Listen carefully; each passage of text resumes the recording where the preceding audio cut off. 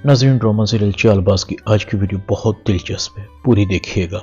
Channel को subscribe नहीं किया तो सब्सक्राइब जरूर कर लीजिएगा। आयशा को दिन में तारे नजर आने लगे थे। असद आयशा को नजरअंदाज करके आगे चला गया था। आयशा पर असद की बेरुखी क़यामत बनकर गिर रही थी, क्योंकि असद बच्चे को अपने साथ ले गया था। मुसरत आयशा को कहती है तुम मेरे साथ चलो। आयशा कहती है अम्मी मेरा बच्चा। मुसरत कहती है तुम्हारे बच्चे का नाम असद ने हादी रखा है, वो उसे अपने साथ ले गया है। आयशा कहती है और मैं यहाँ क्यों हूँ? मुसरत कहती है शायद असद की जिंदगी में तुम्हारी जगह नहीं। आयशा कहती है अम्मी मैं मर जाऊंगी, मैं अपने बच्चों से दूर नहीं रह सकती, उसे मेरे पास होना चाहिए। मुसरत कहती है तुम मेरे साथ घर चलो। आयशा इधर उधर देखती है, अनाया नजर नहीं आ रही अम्मी मुझे। मुसरत कहती है अनाया हॉस्पिटल में ही थी, मगर अब रोहान के साथ अपने घर चली गई है। आयशा कहती है अनाया चली गई?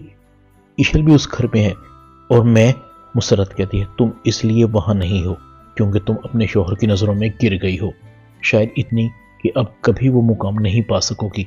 आयशा तुम्हारा गुनाह इतना बड़ा है कि तुम्हारा बच्चा भी तुम्हें माफ़ी नहीं दिला सका। मुझे लगा था कि बच्चा होगा तो शायद असद तुम्हें अपने साथ ले जाएगा, मगर तुम्हारा कसूर इतना बड़ा है कि असद चाह कर भी तुम्हें माफ़ नहीं कर सकता। आयशा रो रही थी। आयशा कहती है अम्मी असद इतने सख्त दिल तो नहीं थे।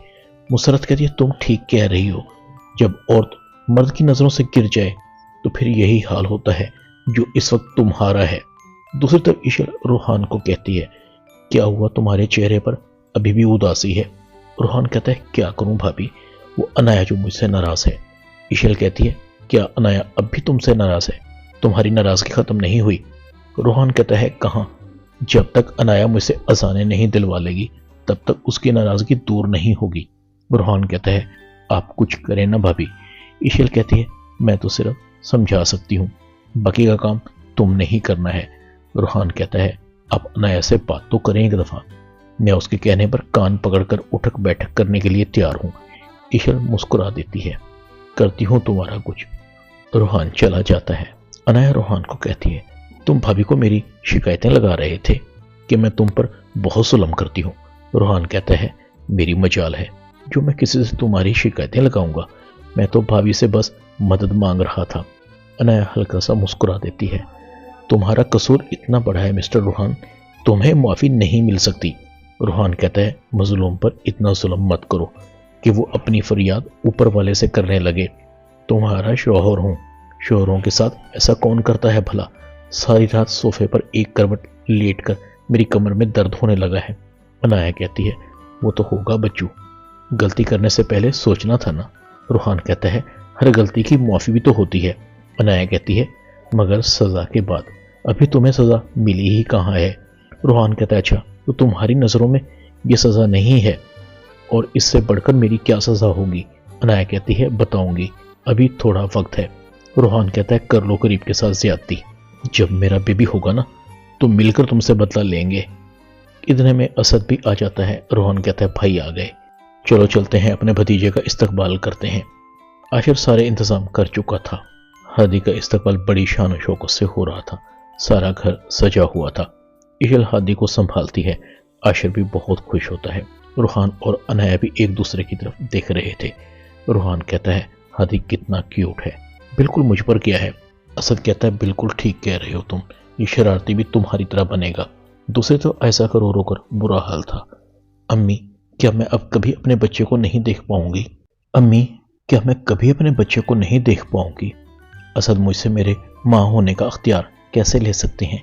अम्मी कुछ भी करें, असद की मिन्नत करें, उसके पाँव पकड़े, मुझे मेरा बच्चा चाहिए, मैं सबसे हाथ जोड़कर माफ़ी मांग लूंगी।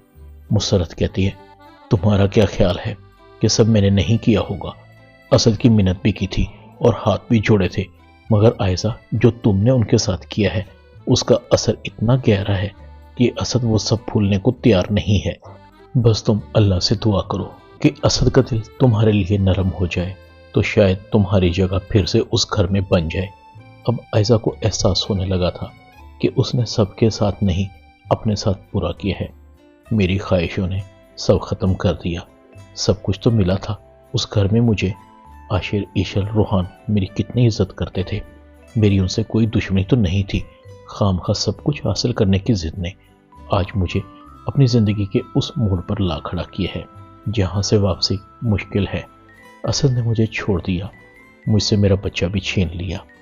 ایک عورت کی اس سے بڑی سزا کیا ہو سکتی ہے؟ شوہر بھی چھین جائے اور بچہ بھی ہاتھ سے چلا جائے۔ صحیح کہتے ہیں، سزا جیتے جاگتے انسان کو دی جاتی ہے۔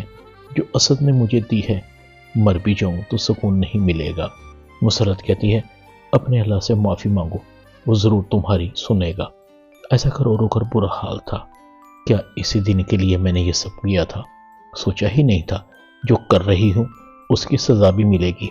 ایشل انایا دونوں کتنی خوش ہوں گی۔ ایشل عاشر کو کہتی، عاشر، ہادی بہت چھوٹا ہے، اسے ماں سے دور کرنا ماں کے ساتھ بہت بڑی زیادتی ہے۔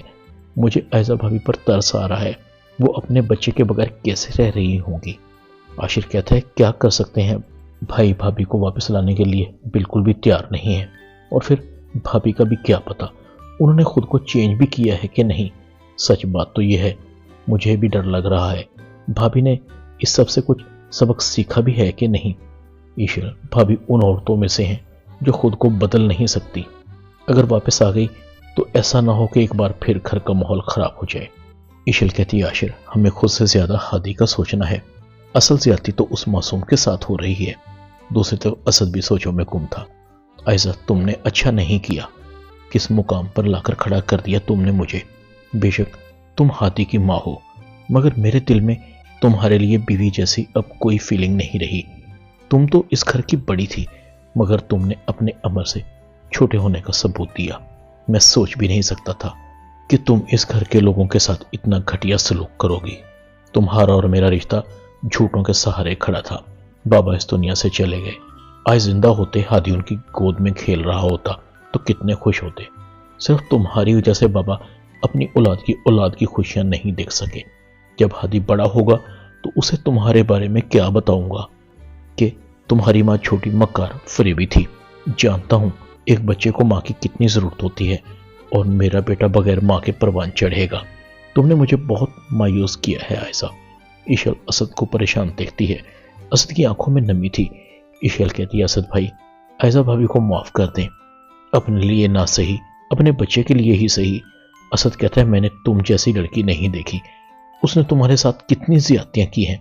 وہ تمہیں عاشر سے طلاق دلوانا چاہتی تھی اور تم بار بار اس کی سفارش کرنے کے لیے آ جاتی ہو۔ ایشل کہتی ہے، بھائی مانا کہ ایزا بھابھی نے غلط کیا تھا، اس کی غلطی کی سزا ہم معصوم ہادی کو نہیں دے سکتے، ہم اسے ماں کی ممتا سے دور نہیں کر سکتے۔ سچ پوچھیں، مجھے ایزا بھابھی پر ترس آ رہا ہے، جو اپنے بچے کے لیے دن رات ترستی ہوگی، بلک رہی ہوگی۔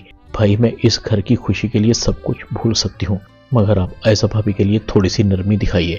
اسد خاموش تھا۔ ایشل، کاش ایزا کی تربیت بھی تمہارے جیسی ہوتی، وہ بھی تمہاری طرح سوچتی تو یہ گھر جنت جیسا ہوتا، مگر ایزا نے تو صرف نفرتیں پیدا کی۔ ایزا نے اگر یہ سب کچھ میرے ساتھ کیا ہوتا تو شاید میں اسے معاف کر دیتا، مگر جو اس نے بابا کے ساتھ کیا وہ معاف کرنا میرے لیے بہت مشکل ہے۔ بابا ہم بھائیوں کی جدائی کا غم لے کر قبر میں چلے گئے۔ بابا کی موت کی ذمہ دار ایزا ہے۔ میں چاہ کر بھی ایزا کو معاف نہیں کر سکتا۔ جس طرح سے بابا نے ہمیں ماں باپ بن کر پالا تھا، میں ہادی کو بھی اسی طرح پروان چڑھاؤں گا۔